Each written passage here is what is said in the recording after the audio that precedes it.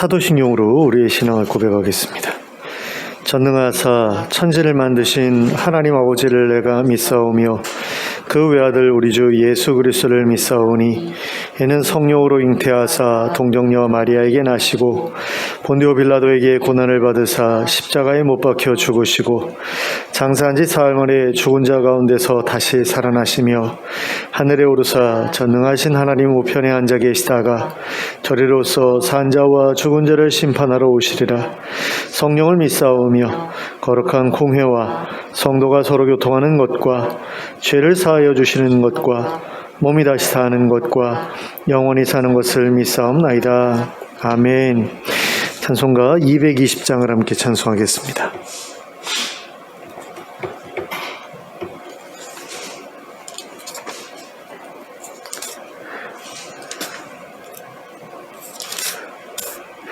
찬송가 220장입니다.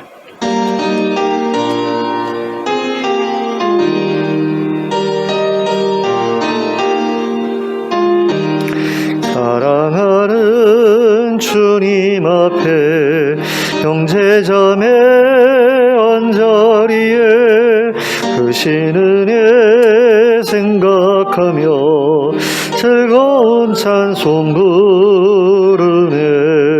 내 주 예수 오늘 받아 모든 사람 내 몸같이 환난 근심 위로하고 진심으로 사랑하세.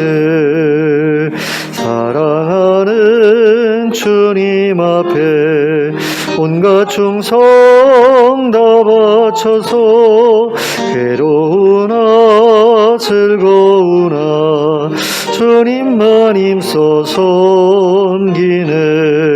우리 주님 거룩한 손 제자들의 발을 씻어 남 섬기는 종의 도를 몸소 행해 보이셨네. 사랑하는 주님 예수 같은 주로 섬기나니 한 피바다 한 몸 이룬 형제여 친구들이여 한 몸같이 친밀하고 마음으로 하나 되어 우리 주님 크신 뜻을 지성으로 준행하세. 아멘. 465장 함께 찬송하겠습니다. 465장입니다.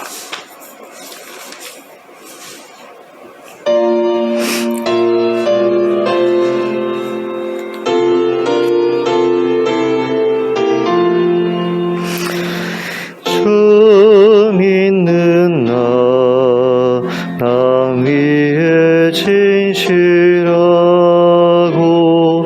날 보는 자 위에서 정결코 담대하여 이 세상 환난 중에 나 용감히 늘 승리하리라. 나 용감히 늘 승리하리라. 저 원수도 내 참된 친구 삼고 남주면서 행한 일 잊으리. 연약한 나 늘 온유 겸손하여 늘 섬기며 기쁘게 살리라.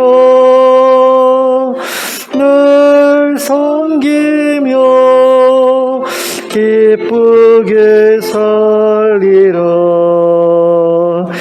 늘 바빠도 나 힘써 기도하며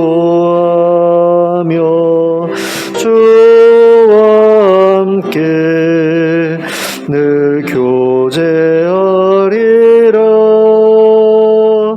주가 신 길 그 발자취를 따라 믿음으로 늘 살게 하소서.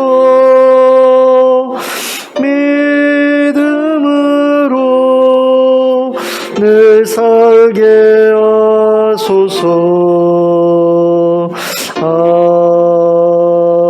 아멘.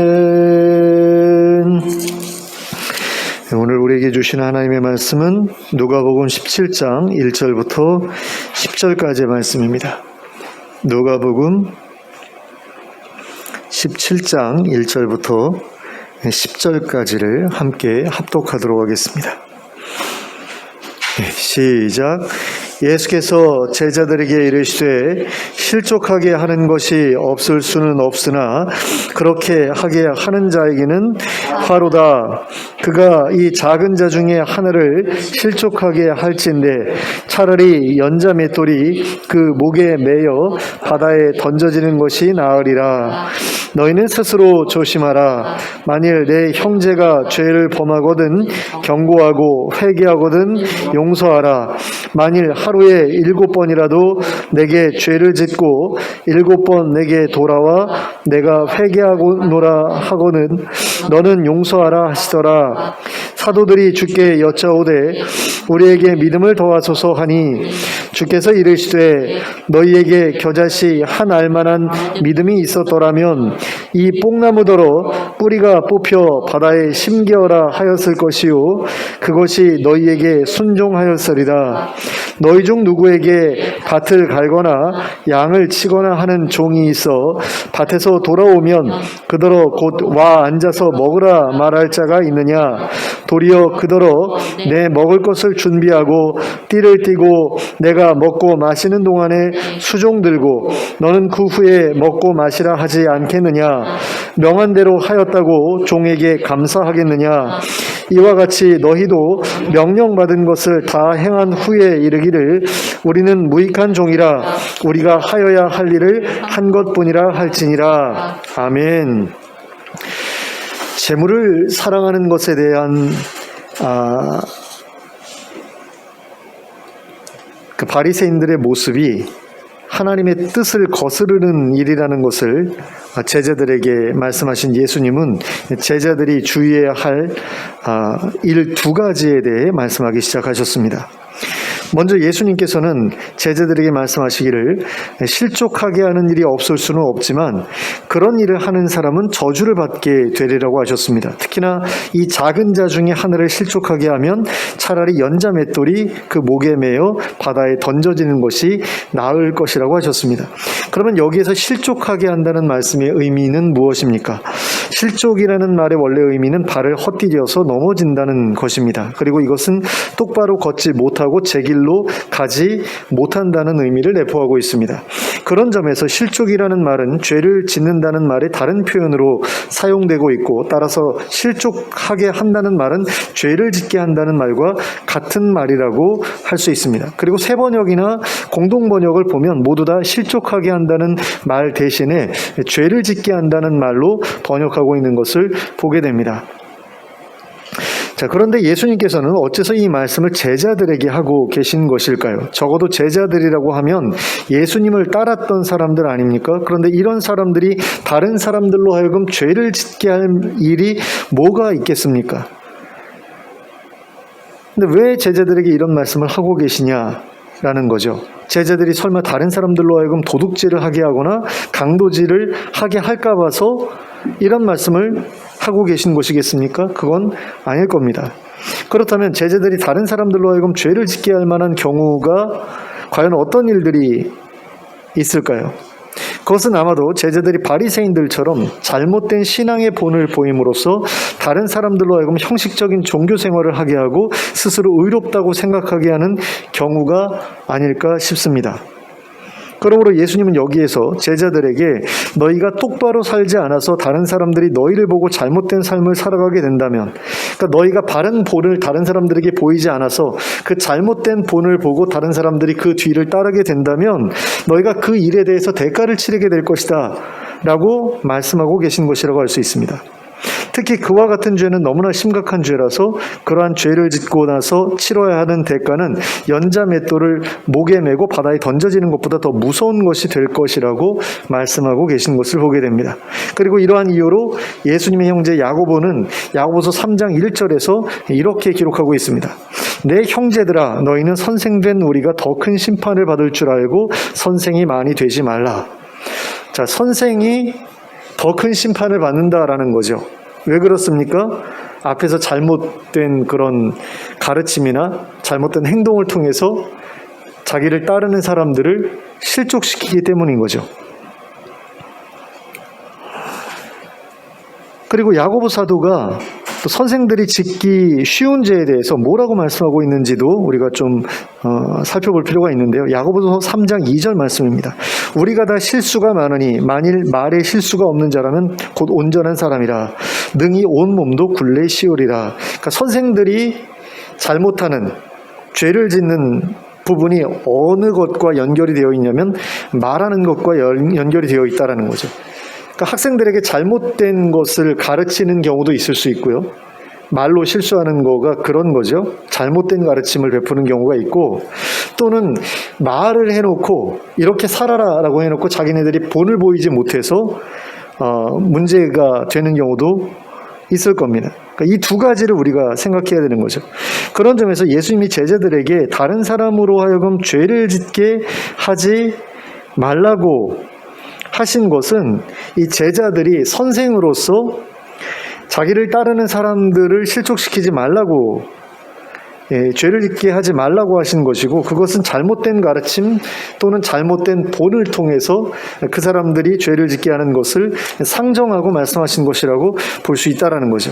그리고 3절에서는 스스로 조심하라고 말씀하고 있는데, 바로 그와 같은 부분에 있어서 너희가 어떻게 해야 다른 사람으로 말미암아 죄를 짓게 하지 않을 수 있겠는가에 대해서 고민해 보라는 거죠. 스스로 판단해서 올바른 행동을 하라라는 그런 말씀이라고 할 수 있겠습니다. 그리고 그 다음으로는 내 형제가 죄를 범하거든 경고하고 회개하거든 용서하라고 하셨습니다. 형제가 죄를 짓는데도 가만히 있지 말라는 말씀이죠. 그것에 대해서 경고해서 그 죄를 떠나게 하라는 그런 말씀입니다. 그리고 회개하거든 용서하라고 하셨습니다. 그런데 여기에서 회개하거든이라는 말씀의 의미는 죄에서 완전하게 벗어나거든이라는 의미가 아닙니다. 죄를 인정하고 뉘우치거든이라는 의미입니다. 4절을 보면 이렇게 기록하고 있습니다. 만일 하루에 7번이라도 내게 죄를 짓고 7번 내게 돌아와 내가 회개하노라 하거든 너는 용서하라 하시더라. 자, 하루에 7번 죄를 짓고 돌아와서 7번 회개를 했다고 한다면 그것은 그가 아직 그 죄에 묶여 있다라는 것을 의미합니다. 그러니까 완전히 벗어나지 못했다라는 이야기죠. 잘못을 깨닫고 인정하고 뉘우치기는 했지만 죄에서 벗어나지는 못한 상태라는 겁니다. 그런데 그런 상태일지라도 자기 죄에 대해서 인정하고 뉘우치고 있다면 용서해 주라는 그런 이야기죠.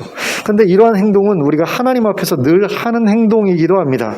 우리에게도 해결되지 않은 죄가 있고 그 죄 때문에 계속해서 하나님께 용서를 구할 때가 적지 않지요. 그리고 그렇게 회개할 때마다 우리는 하나님께 용서받았다라는 그런 사실을 느끼게 됩니다. 하지만 그 후에도 동일한 죄를 짓고 하나님 앞에 나아갈 때가 적지 않습니다. 그런 점에서 우리가 과거에 하나님께 용서를 구했던 죄를 또다시 짓고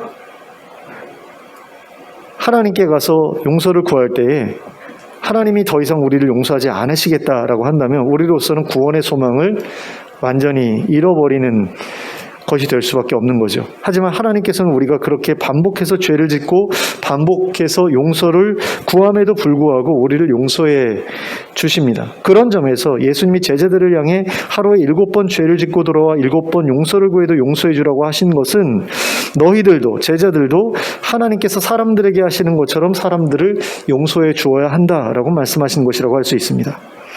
그러니까 하나님처럼 넓은 마음을 가지고 사람들에게 관용을 베풀라는 거죠. 아, 저거 또 죄 짓고 왔어. 그러면서 그 죄에 대해서 용서를 구하는데도 용서하지 않고 외면하거나 처벌하거나 하는 그런 식의 반응을 보이지 말라는 겁니다.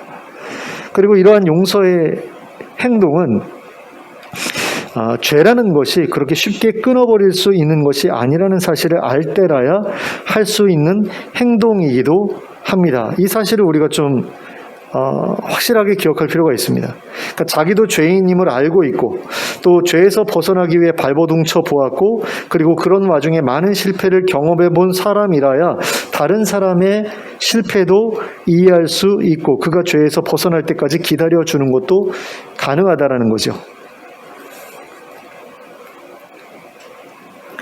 제자들에게 바로 이런 것을 지금 요구하고 계신 것이다 라는 것을 우리가 좀 기억할 필요가 있습니다. 그리고 이러한 예수님의 요구에 대해 제자들은 이렇게 예수님께 요청합니다. 5절 말씀입니다. 사도들이 주께 여짜오되 우리에게 믿음을 더하소서 하니.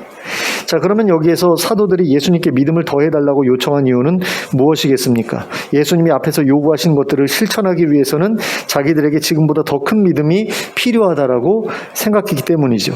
다른 사람들로 하여금 죄를 짓게 하지 않기 위해서도 그리고 계속해서 죄를 짓고 돌아와 용서를 구하는 사람들을 용서해 주기 위해서도 자기들에게는 더 큰 믿음이 있어야 됐다라고 이 사람들은 생각했던 겁니다. 그러니까 제자들에게 예수님께서 말씀하셨는데 제자들이 주님께 우리에게 믿음을 더하소서 그런 게 아니라 사도들이 예수님께 우리에게 믿음을 더하소서라고 말씀했단 말이에요. 그것은 다른 제자들보다도 이 사도들이 그 일의 어려움을 더 잘 알고 있었다는 그런 이야기라고 할 수 있죠.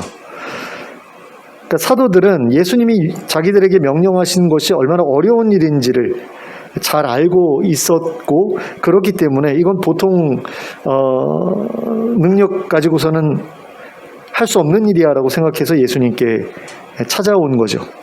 만일 제자들이 생각 없는 사람들이었다면 앞서 살펴보았던 예수님의 두 가지 명령에 대해서 별로 어렵지 않은 일이라고 생각했을 겁니다. 다른 사람들이 죄 짓게 하지 말라는 말씀이나 아니면 다른 사람들이 용서해달라고 할 때 용서해 주라는 말씀에 대해서 그게 무슨 어려운 일이야 라는 식으로 생각했다면 이런 요청을 그들이 찾아와서 하지 않았을 것이다라는 거죠. 하지만 사도들은 그 일들이 얼마나 어려운 일인지를 잘 알고 있었습니다. 그래서 예수님께 도와달라고 하지 않을 수가 없었던 거죠. 그랬을 때에 예수님께서는 그들에게 이렇게 말씀하십니다. 6절 말씀입니다. 주께서 이르시되 너희에게 겨자씨 한 알만한 믿음이 있었더라면 이 뽕나무더러 뿌리가 뽑혀 바다에 심기어라 하였을 것이요 그것이 너희에게 순종하였으리라. 근데 이 말씀은 좀 말이 안 되는 것 같아요. 겨자씨 한 알만한 믿음이 우리에게 있었다라고 한번 생각해 볼 때에 우리에게 정말로 그런 믿음이 있다면 뽕나무 더러 뿌리가 뽑혀 바다에 심겨라 라는 명령을 우리가 할까요? 그런 믿음 가지고 있다면 이런 명령을 하겠습니까? 이게 쓸데없는 짓인데 왜 하겠어요? 그러니까 이건 번역이 좀 이상하게 된 것이라고 볼 수밖에 없거든요. 그럼 다른 번역을 살펴볼 필요가 있는 거죠. 새 번역에서는 이렇게 번역하고 있습니다. 주께서 말씀하셨다. 너에게 겨자씨 한 알만한 믿음이라도 있으면 이 뽕나무더러 뽑혀서 바다에 심기어라 하면 그대로 될 것이다. 공동 번역에서는 이렇게 말씀하고 있어요. 주님께서는 너에게 겨자씨 한 알만한 믿음이라도 있다면 이 뽕나무더러 뿌리째 뽑혀서 바다에 그대로 심겨져라 하더라도 그대로 될 것이다. 그러니까 믿음이 있으면 이런 일도 할 수 있다. 라는 그런 이야기잖아요. 그런데 개정개혁에서는 그런 믿음이 있으면 이런 명령을 할 것이다 라는 식으로 그렇게 번역이 되어 있는데 이건 말이 안 되는 이야기죠. 그런 믿음이 있는데 왜 그런 쓸데없는 일을 하겠어요. 그러니까 이런 일도 할 수 있다라는 것을 말씀하신 것이지 이런 일을 할 것이다라고 말씀하신 게 아니잖아요. 근데 개정개혁에서는 이런 일을 할 것이다. 그런 믿음이 있으면 이런 일을 할 것이야 라는 식으로 번역이 되어 있는데 이건 말이 안 되는 이야기죠. 어쨌든 간에 여기서 예수님께서 말씀하시고 있는 그것은 무엇을 의미하느냐, 이건 너희가 지금 가지고 있는 믿음으로도 충분하다라는 이야기예요. 그러니까 큰 믿음 가지고 이런 일도 할 수, 큰 믿음이, 겨자씨만한 믿음이 있어도 이런 일을 할 수가 있다라는 그런 이야기를 하고 계신 거거든요. 겨자씨만한 믿음이 있어도 이런 기적을 행할 수가 있는데, 지금 내가 너희에게 명령한 것은 그렇게 대단한 일이 아니라는 거죠. 그렇게 내가 앞에서 명령한 두 가지 명령을 지키는 것은 뽕나무를 바다에 심는 그런 것보다 더 쉬운 일이라는 거예요. 그러니까 지금보다 더 큰 믿음이 필요치 않다라는 그런 이야기죠. 겨자씨만한 믿음이 있어도 놀라운 일을 행할 수 있는데 그보다 못한 일은 겨자씨보다 못한 믿음이 있어도 충분히 할 수 있는 일이다라는 거죠. 그러니까 어떤 면에서는 엄살 떨지 말라는 그런 이야기라고 볼 수가 있습니다. 저는 그렇게 해석을 했습니다. 그러니까 앞에 두 개의 명령을 예수님께서 제자들에게 두 개의 명령을 하셨고 그 두 개의 명령을 제자들이 생각해 봤을 때, 야, 이건 정말 우리가 감당하기 어려운 그런 명령이야 라고 생각해서 우리에게 믿음을 달라고 했더니 예수님께서, 야, 겨자씨만한 믿음 가지고도 이렇게 놀라운 일을 할 수 있는데 너희들한테 그 정도 믿음은 있잖아. 그러니까 너희들한테 그거보다 더 큰 믿음은 필요가 없어. 지금 있는 믿음 가지고도 충분히 감당할 수 있어 라고 말씀하신 것으로 이 내용을 이해하면 된다라는 거죠. 그리고 이제 계속해서 뭐라고 말씀을 하시냐면 그냥 성실하게만 해라고 말씀을 하시거든요. 그 내용이 7절부터 9절까지의 말씀이라고 할 수 있습니다. 너희 중 누구에게 밭을 갈거나 양을 치거나 하는 종이 있어 밭에서 돌아오면 그더러 곧 와 앉아서 먹으라 말할 자가 있느냐? 도리어 그더러 내 먹을 것을 준비하고 띠를 띠고 내가 먹고 마시는 동안에 수종 들고 너는 그 후에 먹고 마시라 하지 않겠느냐? 명한 대로 하였다고 종에게 감사하겠느냐? 자, 종이라면 종으로서 당연히 해야 할 일이 있다라는 거죠. 그리고 그 일을 마치기 전에는 특별한 대우를 기대하지 말라는 겁니다. 그러니까 밖에서 일하고 왔다고 해가지고 나 주인하고 같이 겸상해서 식사할래요. 이건 말이 안 된다라는 이야기라는 거죠. 주인 밥 차려놓고 그 다음에 밥을 먹는 게 종의 마땅한 자세라는 겁니다. 그러니까 특별한 대우, 종으로서 해야 될 일을 하면서 특별 대우를 바라지 말라는 거죠. 주인과 같은 어떤 동등한 어떤 대우를 원하지 말라는 겁니다. 그리고 그 일을 다 마쳤다고 해도 감사는 기대하지 말라고 말씀하고 있는 것을 보게 됩니다. 그러니까 9절에 명한 대로 하였다고 종에게 감사하겠느냐라는 말도 그것이고요. 10절 말씀도 마찬가지입니다. 이와 같이 너희도 명령받은 것을 다 행한 후에 이르기를 우리는 무익한 종이라 우리가 하여야 할 일을 한 것뿐이라 할지니라. 자, 하여야 할 일을 한 것뿐이라. 그러니 우리가 특별한 보상을 바라지 않습니다 라는 어떤 그런 태도를 견지하라는 그런 이야기인 거죠. 그러면 우리가 하여야 할 일이 뭡니까? 제자들이 예수님으로부터 명령받은 거죠. 그러니까 앞에서 살펴본 1, 2절 말씀과 3, 4절 말씀, 그 두 가지, 그러니까 다른 사람들로 하여금 죄짓게 하는 일을 하지 말라는 것과 그 다음에 다른 사람들이 계속해서 죄를 반복해서 짓고 용서해달라고 반복해서 말할 때 그것을 너희가 받아주라는 그 말씀, 그 두 가지 말씀은 하나님의 종으로서 예수님의 제자로서 하여야 할 일이라는 겁니다. 근데 그 하여야 할 일을 하면서 뭔가 특별한 어떤 대우를 기대한다. 그러니까 어떤 특별한 믿음을 우리에게 주십시오. 특별한 능력을 주십시오. 라고 그렇게 요구하지 말라는 거죠. 그리고 그 일을 한 다음에도 우리가 이런 대단한 일을 했으니까 우리한테 상을 주십시오. 라고 요구하지 말라는 그런 이야기입니다. 왜 그렇습니까? 그 일은 너무나 당연한 일이고 기본적인 일이기 때문이다라는 겁니다. 그러니까 제자들이 마땅히 감당해야 될 일이지 그것을 다 해냈다고 해가지고 하나님한테 생색을 내거나 아니면 감사를 받아야 할 만한 일이 아니라는 그런 이야기입니다. 그러니까 다시 말해서 예수님이 제자들에게 주신 명령은 제자들이 당연히 해야 될 기본적인 의무다라는 그런 이야기입니다. 그러므로 그 일을 한다고 해서 무언가 특별한 대우를 기대하거나 특별한 보상을 기대하지 말라는 거죠. 겸손히 그 일을 마무리 짓고 당연히 해야 할 일을 했다고 생각하라는 겁니다. 그러면 예수님께서 제자들에게 이 말씀을 하신 이유는 무엇이겠습니까?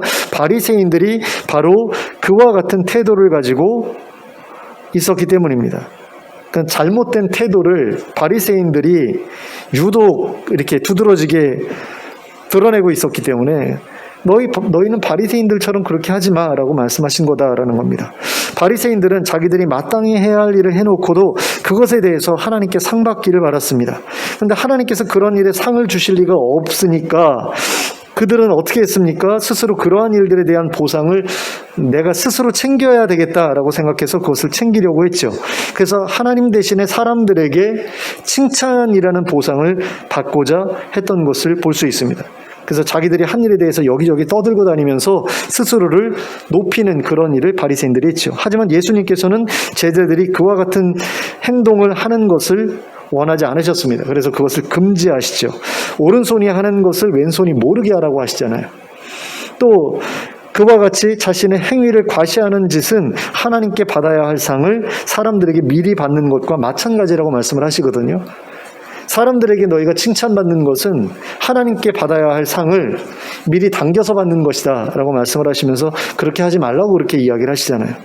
그리고 어떤 일들은 상을 구할 만한 일이 아니라 기본적으로 해야 될 일이니까 공을 내세우지 말라고 하셨습니다. 바로 그것이 오늘 본문에서 예수님께서 말씀하신 두 가지 일이죠. 다른 사람들로 하여금 죄짓게 하지 않는 그 일, 그리고 다른 사람들이 용서를 구할 때 그것을 받아주는 그 일, 그런 것들은 이건 뭐 상 받을 만한 일도 아니고 이건 너희가 제자로서 마땅히 해야 될 일이다. 하나님의 종이라면 마땅히 해야 될 기본적인 일이야 라고 말씀을 하시는 겁니다. 상 받을 일이 아니다. 너무나 이건 기본적인 일이다. 그리고 그 일들을 하는 데에는 큰 믿음이 필요한 것도 아니다. 지금 가진 믿음으로도 충분히 할 수 있다. 어떤 기적이 필요한 일이 아니다라는 거죠. 하지만 그렇다고 해서 예수님이 명령하신 이 두 가지 일이 쉽게 감당할 수 있는 일이냐? 그건 분명히 아닙니다. 다른 형제들이 나의 잘못된 본을 보고 실족하게 될 가능성은 어디에나 있죠. 우리는 언제든지 실수할 수 있는 사람들이잖아요. 그리고 그런 실수하는 모습을 보면서 다른 사람들이 저렇게 해도 되는구나라고 생각할 수 있는 건 아닙니까? 그렇기 때문에 우리는 늘 바른 삶을 하나님 앞에서든 사람들 앞에서든 살려고 노력하지 않을 수가 없죠. 그리고 그렇게 살아가기 위해서는 하나님의 말씀을 제대로 아는 일부터 시작이 되어야 되잖아요. 그러니까 하나님의 말씀도 제대로 알아야 하고 그 말씀대로 살기 위해서 또 노력해야 되고, 그런 가운데 우리가 실수할 수 있는 여지는 어디에나 있기 때문에 늘 주의해야 하고, 그러니까 보통 일이 아닌 거죠. 쉬운 일이 아닙니다. 또한 우리 주변에는 오랜 시간 동안 조금도 변하지 않는 형제들도 무수히 있습니다. 우리 가족 중에도 있고 교회 안에도, 교회 식구들 가운데에도 있고, 뭐 직장이나 사업장에도 기독교인이라고 그러는데 전혀 변화되지 않는 어떤 그런 모습들, 아주 잘못 살고 있으면서도 그걸 잘못이라고 모르는 그런 형제들도 많이 있죠. 근데 그런 사람들에게 경고하라고 하시잖아요. 그 잘못에 대해서. 그것도 쉬운 일이 아니죠. 그런 경고를 했을 때 관계가 깨지는 일이 벌어질 수도 있지 않습니까? 그리고 그 경고를 순순하게 받아들였다고 하더라도 변화가 없이 계속해서 내 마음을 거스르는 일들을 지속하는 형제들도 있을 수 있습니다. 그런 이들을 계속해서 참아주고 기다려주고 용서해주는 일도 쉬운 일은 아닙니다. 그게 만약에 가족이라 생각하면 더 힘들죠. 그건 배우자나 아니면 시부모님이나 뭐 이런 분들이 계속해서 잘못된 어떤 그런 일들을 계속한다. 그것에 대해서 지적하는 것도, 경고하는 것도 쉬운 일이 아니고, 또 경고를 받아들여서 그렇게 살지 않는다고 하더라도 그게 변화가 쉽게 되는 일이 아니다 보니까 변화될 때까지 계속 기다려야 되는 것은 우리 몫이잖아요. 그러니까 그게 보통 일이 아닌 거죠. 근데 그 모든 일들이 10절에 기록된 것처럼 우리가 하여야 할 일이다 라는 겁니다. 그러니까 예수님을 따르는 제자라면 마땅히 감당해야 될 일이다라는 거죠. 그러므로 그 일에 최선을 다하는 우리가 될 수 있길 바랍니다. 그래서 우리 지체들에게 그들이 닮아가야 할 아름다운 본을 보여주는 우리가 될 수 있길 바랍니다. 그러니까 다른 사람들로 하여금 죄 짓게 만들지 않기 위해서는 가장 중요한 게 우리가 바로 살아가는 거거든요. 바른 본을, 그러니까 바울 사도처럼 나를 본받으라라고 말씀할 수 있는 어떤 그런 모습으로 살아가는 그런 것들이 필요하다라는 거죠. 그리고 우리의 지체들에게 그들의 연약함에 대한 관용과 인내를 계속해서 보여주는 우리가 될 수 있길 바랍니다. 그러니까 참아주는 거, 기다려주는 거, 이게 굉장히 중요하거든요. 그러니까 그 일 두 가지를 명령하신 거예요. 다른 사람들한테 닮아가야 될 아름다운 본을 보여주라고 말씀하신 거고, 예수님은. 그 다음에 다른 사람들에게 그들의 연약함에 대한 관용과 인내를 계속해서 보여주라고 말씀하신 거예요. 그게 저는 1, 2절과 3, 4절이 담고 있는 예수님의 그 뜻이라고 생각을 합니다. 그러니까 예수님께서 제자들에게 말씀하신 것은 두 가지로 그렇게 정리가 될 수 있는 거고요. 그걸 우리가 잘 감당할 수 있었으면 좋겠어요. 그래서 우리의 지체들이 우리의 모범과 우리의 관용을 힘입어서 죄로부터 온전하게 벗어나게 되는 역사가 그들의 삶 가운데 끊임없이 일어나는 것을 우리 모두가 볼 수 있게 되기를 예수 그리스도의 이름으로 축원합니다. 기도하겠습니다.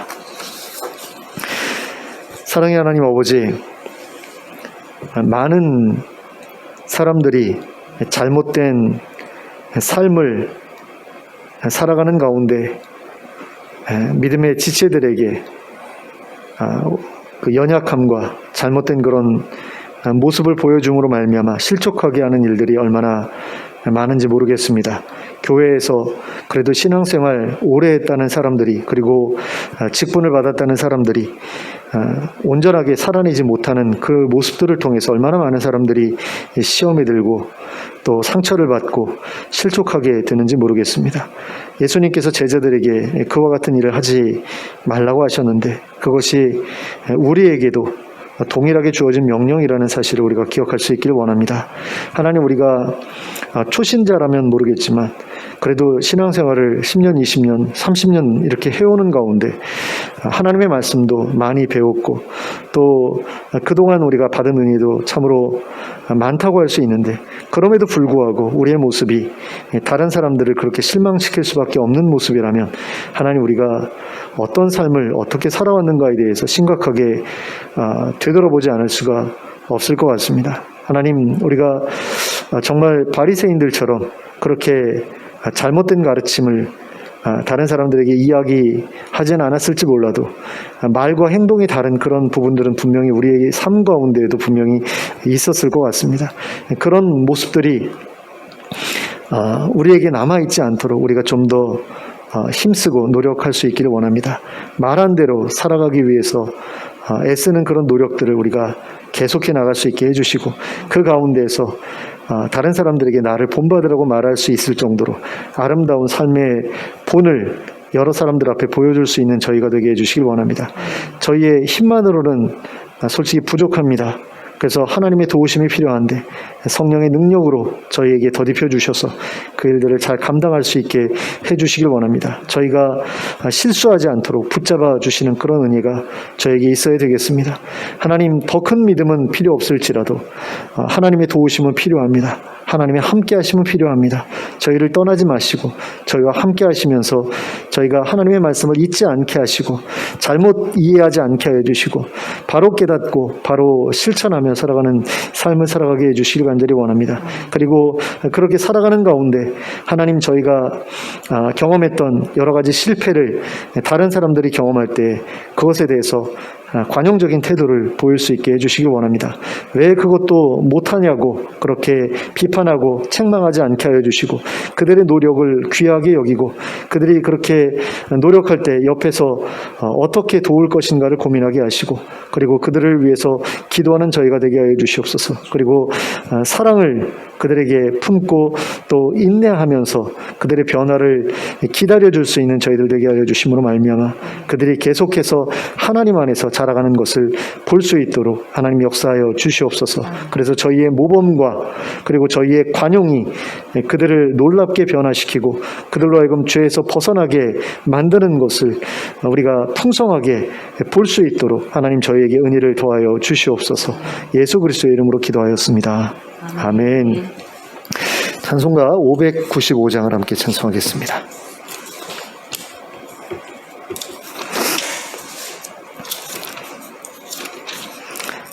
595장 함께 찬송하겠습니다.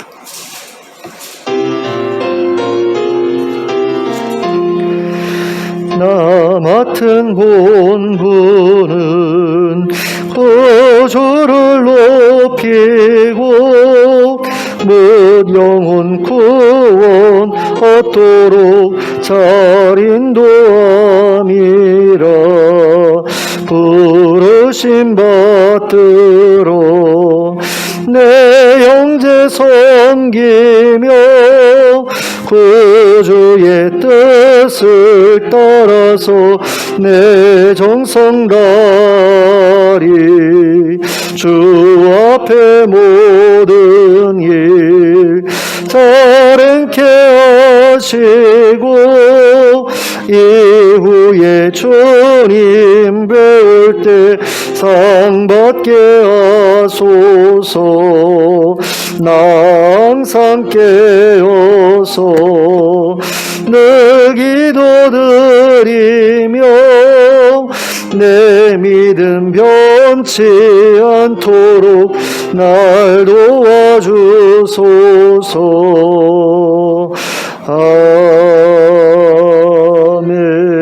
아멘. 주님 가르쳐 주신 기도로 예배를 마치겠습니다. 하늘에 계신 우리 아버지여, 이름이 거룩히 여김을 받으시오며 나라가 임하시오며 뜻이 하늘에서 이루어진 것 같이 땅에서도 이루어지이다. 오늘 우리에게 일용할 양식을 주시옵고 우리가 우리에게 죄 지은 죄를 사하여 준 것 같이 우리의 죄를 사하여 주시옵고 우리를 시험에 들게 하지 마시옵고 다만 악에서 구하시옵소서. 나라와 권세와 영광이 아버지께 영원히 있사옵나이다. 아멘.